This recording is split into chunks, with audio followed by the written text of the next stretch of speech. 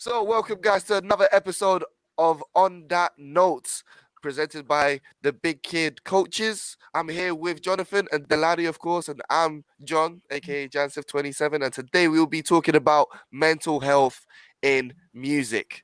So, as I asked Jonathan last time to start us off with that, Delali, now it's your turn, I feel like, to tell us what do you feel like are the aspects of how mental health is affected in music?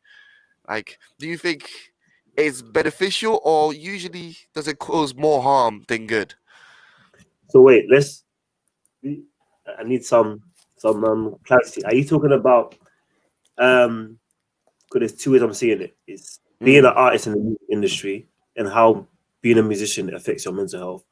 Or are you talking about as a consumer, how music affects the consumer on the mental You health know level? what? Let's start off as a musician. What do you feel like? How do you Um, feel like it affects a musician? I think it affects them a lot, man. I think Mm. the era that we're in today, like I look at even myself and how I act with certain musicians that I mess with and that I like. Like I keep making jokes about Kendrick Lamar going ghost for like 7 years and whatnot. Like there's one meme, yeah, where the guy's outside the club and saying just drop the album. All you gotta do is drop the album. And that's literally how I feel. And I'm assuming I'm not the only person that feels that way. So, Mm. there's a lot of pressure on like artists to kind of come up with the goods. But it's easy for us to forget that for a lot of artists, I won't say for all of them, but for a lot of artists, their music is a form of expression, for the Mm. experience, the life that they've lived, for the trauma that they're dealing and going through. So to kind of put that kind of pressure on them is a lot. So you ask the person kind of delivering the goods, you're like, oh wow, maybe it's been 2 years, I haven't dropped anything. It's been a year, I haven't dropped Mm. anything. Even when you create a project, is the anxiety of are they gonna feel it? Are they gonna mess with it? So I feel like there's a lot to deal with. Even from the business side, I think a lot of artists, well, a lot of people that want to get into music don't realize that there's a lot of pressure, even from like record labels, etc., that play a huge part of your psyche.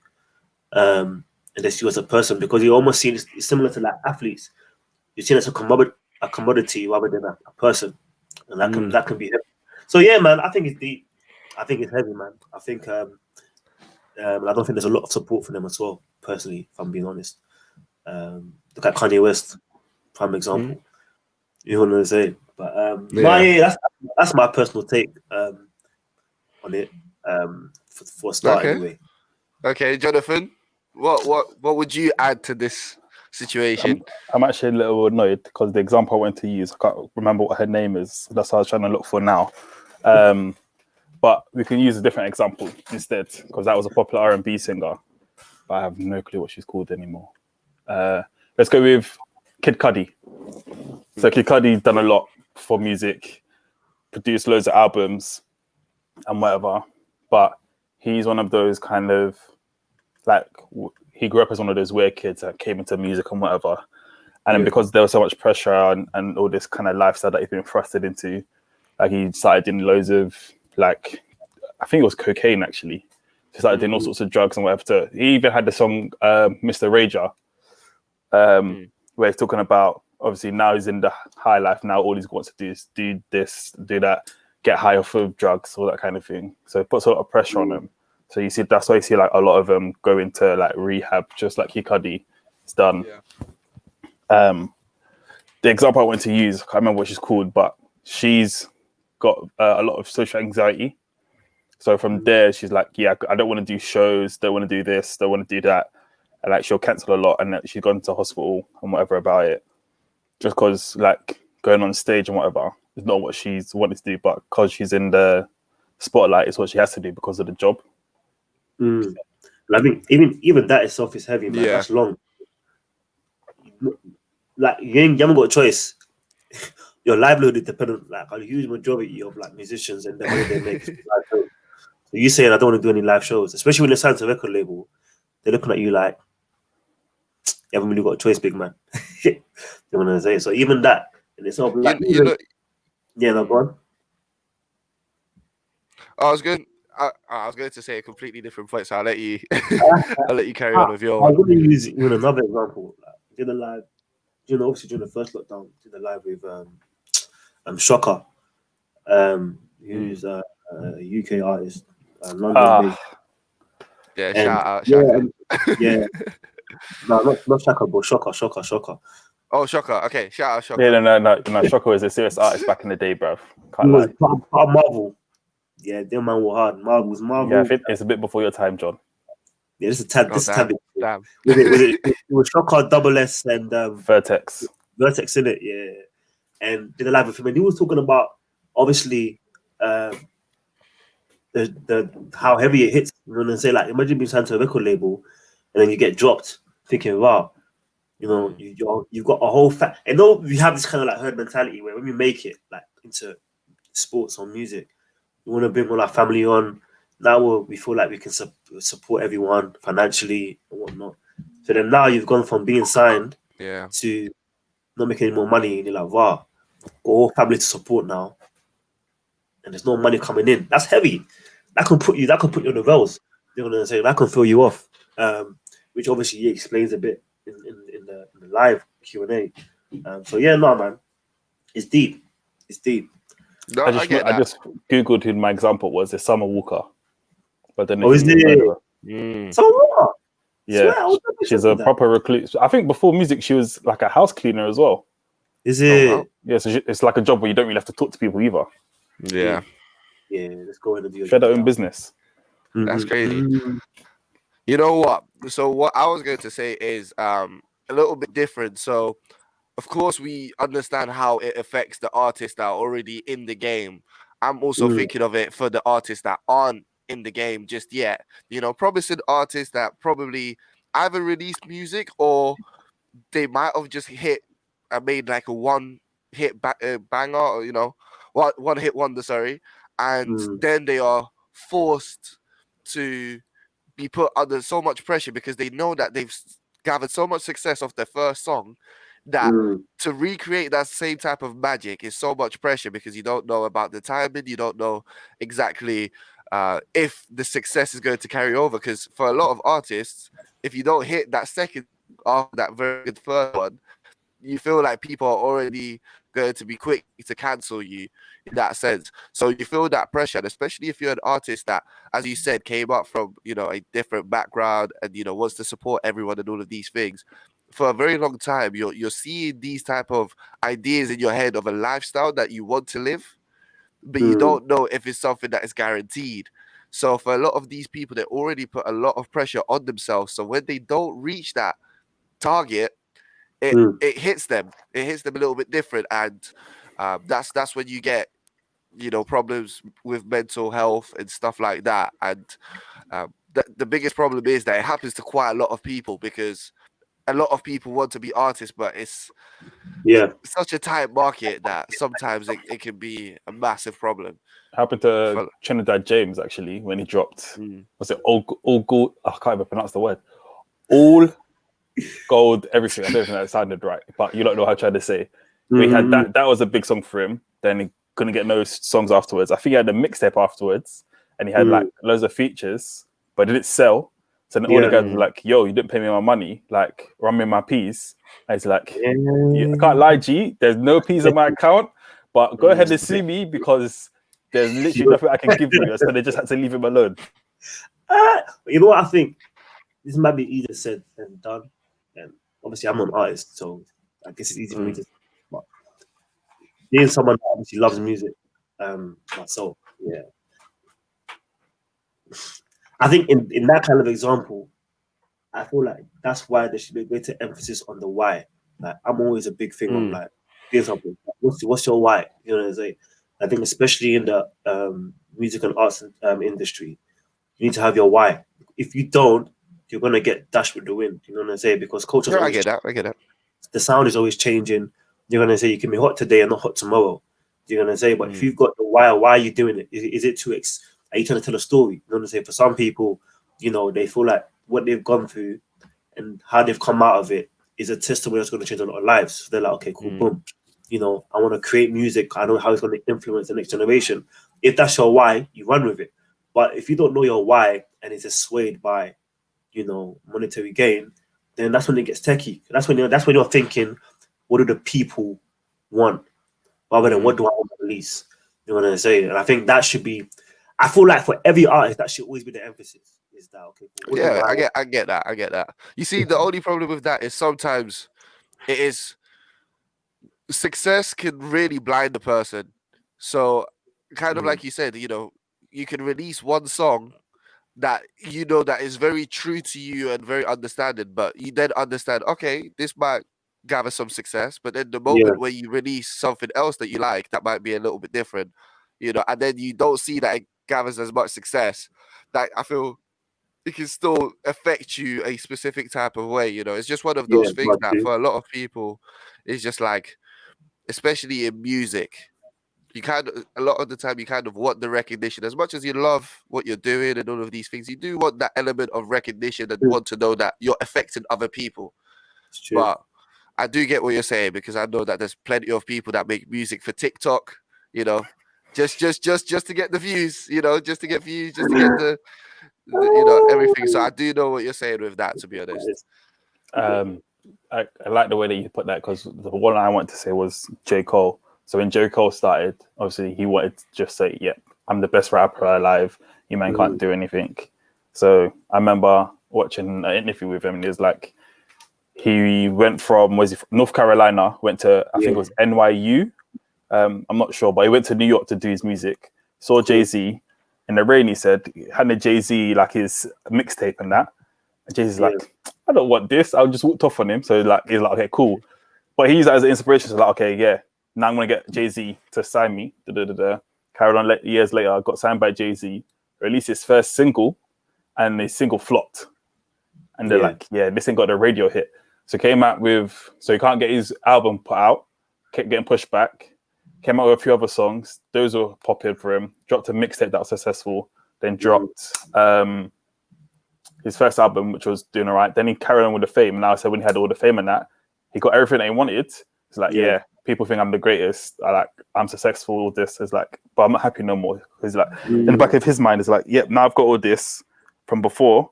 That's what's going to make me happy. Then once he had this, like, nah, I'm not really happy still.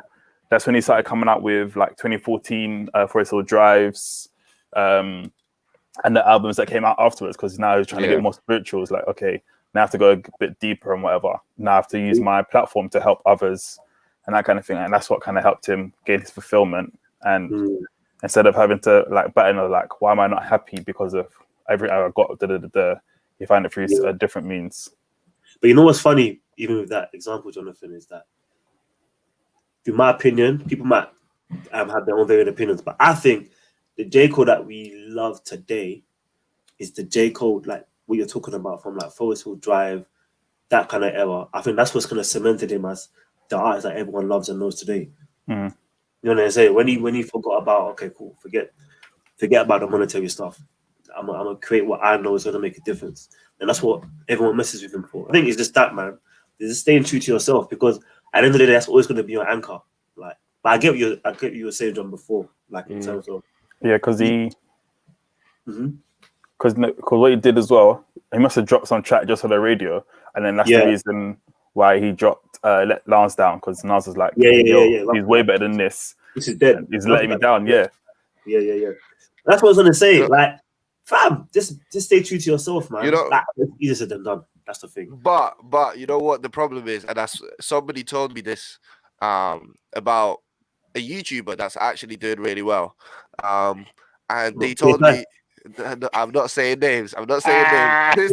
This time I'm not saying names. But no, he said something very true. So he was saying about the fact that he loves to play football, right? He loves to play footballs on the weekend and stuff, and would love to play football with the team, but he knows that people are going to judge him, right? And he's set one of the people at the top, right, at what he does, but he knows that at some point you just don't need that type of judgment, you know what I'm saying? Because like, and that's the same with some artists. They know that they've already cemented themselves. They know that they really don't need to release more stuff, because they know that they don't need that extra hate for something that's not going to work. So it's one of those things that you can still stay true to yourself, but then once something goes wrong and you get quite a lot of people getting onto you, for some people that's tough to handle. You know what I'm saying? It's not something that everybody can just be like, you know, you're at the top of the game, you should just block out the haters, you know what I'm saying? Get the spoons at your eyes and all of this. No. But sometimes that's tougher than, you know. That's my thing. I think you get to a point where not to sound harsh, but you can't be naive, man, to the era that we're in. Like, we live in a time where everyone's got their own opinion, and their opinions are where what I'm saying is fact. Like, if I say on social media, I'm right, you have to agree with me. And that's why I don't like this new this function that came up on Insta where you can like people's comments, because now people are like, yeah, I'm right. My comment got like what 500 likes. I'm the right one in the comment. It don't make sense. Like, everyone's got their own opinion, and everyone has always got something to say. You got all these keyboard warriors, and I think that's why. Obviously, I was going to ask you this, John. Obviously, being someone that's obviously of the next generation coming up. Obviously, you've got your music thing going. You're trying to push. I don't think young people are as aware as they need to be on the kind of environment they're going into. It's a very, very doggy, very, very vicious. It's not just you make your music and you bounce. Nah, it's you make your music and someone's telling you you're dead. No, I get that. You make the track with your heart, and someone saying, "Oh, that's trash, man." Imagine making a song. You know, Bob, a lot of these songs have very, very sentimental meanings. Like someone passing away, someone saying, "Oh, this track is dead, man." Yeah. So, thinking, what? Thinking, what? About my late You know, that's what people are like, and I think young people or younger people anyway, people that are coming up now, there needs to be that kind of like awareness that you just gotta expect it, man. Your thing can be hard. Your thing can be hard, but some man them out there are gonna try and just violate. Do you know what? The angle that I don't think we've talked about is it's not just about the consumers; it's about the record labels. So I was just gonna say that as well. Yeah. Bobby Shmurda. Like, look at how he got his record label.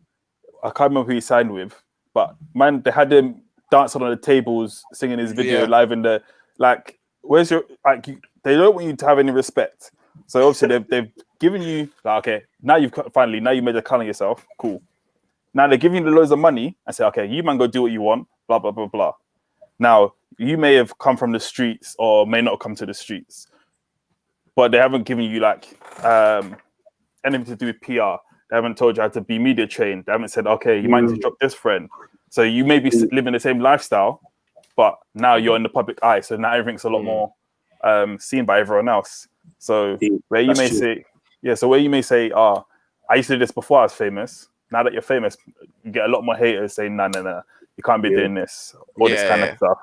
Or it's not even just that. It's I think the main thing nowadays is people are getting bamboozled into these bad deals. So like you hear, I want to break up my label. Like they shagged me. They're meant to give me this, and this, but I only get whatever. So like, I can't remember what this guy. There's this drill rapper. What's he called now? It's like M something. Can't remember what it's called. But he said he literally got signed for a bag of weed, and that was it. And that was a lifetime deal to press play. I was like, no. S1, that's what his name. S1. Coercion is deep, you know. Coercion is deep, fam. People get coerced and bamboozled. So imagine you signed away all your royalties, all your videos, all your future albums. One company, all you've got is a bag of weed. That's gonna last you. I don't know how long, but within the year, that's your whole money gone. Shambles, isn't it? Or like. Even Kanye West, like he's trying to get out of his deal because what did he say? They've signed him to like some amount of albums or whatever. But the way they've done it is, even though he can be releasing like bare tracks and whatever, doesn't count. So he could literally work for them for the rest of his life. Yeah, and like, they're saying, you man are gonna have me for the rest of my life. I can't make no money. I can't get you lot getting all the royalties, all this kind of stuff. So you lot are really making more of the money, that kind of thing. That's kind of reminded me of the whole Dave Chappelle situation recently. That's a whole nother Yeah, but you know what? Going back to like labels as well, messing up people's mental health. I feel like a good example is also Keisha or Kesha or whatever. You know the one Oh that yeah, Yeah, yeah, yeah, yeah. the color sign. yeah, yeah, Mhm. that one. Um, yeah, that was pretty crazy, and it's just one of those things where um sometimes those type of things, because I don't want to really go into too much details of the situation because it's actually uh Mm, pretty crazy and horrific. But mm, mm. yeah, it's like those type of things, especially when you're messing around with people in the big leagues, and you don't have that much control over your own situation. Kind of like what Jonathan said, that could definitely mess up a person, especially with if you look at some of the other stuff like when you go on like X Factor and Britain's Got Talent, you're signing away yourself to those All those shit, companies, and you could and all of those things, so it's crazy just to think just how limited amount of control sometimes you have over your Mm, own situation. And one example, I know that this is going a little bit off topic, but if any of you guys watched like an episode of Black Mirror, um, yeah, yeah, there's literally an episode with Miley Cyrus in it, right? I'm not yeah, saying this for Miley Cyrus or anything before we get whatever, but in that episode, it literally just shows Miley Cyrus playing a character where she's literally a singer and her auntie is literally her manager, and just how depressed Miley is because she doesn't want to release this type of music, and mm, she's pressured by her aunt because her aunt is living out this magical lifestyle, and it yeah. just literally it's a whole story. I'd recommend for you guys to watch it. You know, It you just definitely reminded me caught of. me You out. know, what this reminded me of, John. Yeah. This whole Britney Spears Mm, saga as well. Like her dad her dad basically owning her. I said that's mm, mad. yeah. This is what greed does to a person. You want to own your daughter, fam. And then we've seen throughout the years how it's affected her mentally. You know, Mm. from what is it her and Old her. stage and stuff But I and mean, it's everything. deep, man. You Yeah. look at her and you're like, fam, Yeah. this is a person. You know, Yeah. this is not an object. This is a person, fam. But I have a question, like for you, John. Like, Mm, as a young person yourself, yeah. uh, what do you think needs to be done? Because it's a common thing now, I guess. Like, with young people getting coerced and bamboozled into like bad deals. Like, what do you think needs to happen to kind of change that? You, Yeah. the problem with this is we're in the age now where commenting and all these different things are always going to be very prominent. It's understandable, and the thing is with social media, it's much easier to send, either good things or bad things and all of these things. I feel like the best thing for any aspiring artist is to get as much knowledge on the matter as possible.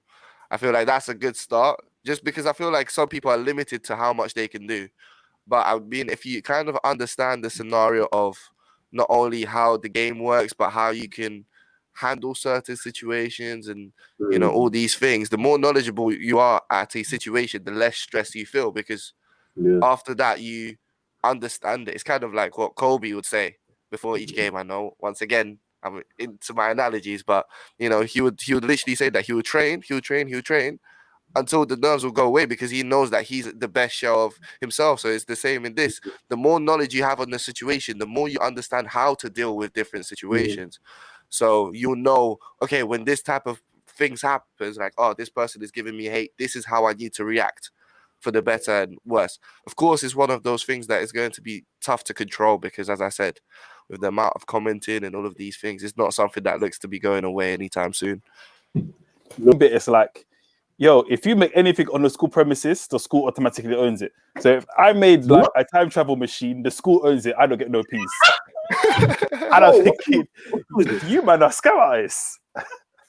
I was actually reading an article. I don't know if you lot know him, Quincy Tellum. So he's a producer for like M Honcho and that kind of stuff.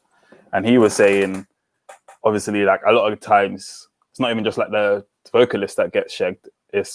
So it goes vocalists, all this kind of stuff. One of the lowest paid people are the producers. Then it goes the engineer. So he was saying there was this one artist he must have had a song with that he produced the song, and on Spotify he left it for a while, and he must have got like a couple million streams. So he said the artist must have made 20 bags, but he didn't say anything. And because he didn't check on it, he didn't make any money. So until he checked on it, that's when he's like, oh, okay, these are the royalties. I'm, oh, da, da, da, da. Then he got it. So even though you've done everything right, it's just like what John was saying. If you don't check up and like have knowledge of what's going on, that's it. Out the window. That's easy money you've just lost there. But it's not even just that. He was like, what he was saying was, so obviously he started doing music for the fun of it and did it as like a hobby. But what he says is, even though he's friends with like guys from the industry and that kind of stuff, what he does want to do is go and talk to them about music, or like he said that he really listens to music in his house, because what he doesn't want to do is turn the hobby into a job, and then the job turns to something he hates, because then that's his livelihood. One, that's gone. Two, then he won't really like doing it, and then what's he going to do from there? So he said even though he's got loads of friends in the industry, he won't talk to them about music or whatever. He doesn't even really produce at home, only now because of COVID. He'll go to only goes to the studio when he knows, like, okay, now I need to make music, instead of just them guys like, oh yeah, I just sleep there and go home just to bath and brush my teeth. This game That's is actually wicked. crazy, yeah. The game is deep, man. Guys, I'm going to pause it over there. This is going to be the first part of episode 3. We will continue this part in the next episode, hopefully. Once again, this has been On That Note, episode 3 by Big Kids. Once again, I'm joined with Jonathan and Delali over here. I've been Jansen 27, aka John. No, I've been John, aka Jansen 27. Hope you guys enjoyed this episode, and see ya.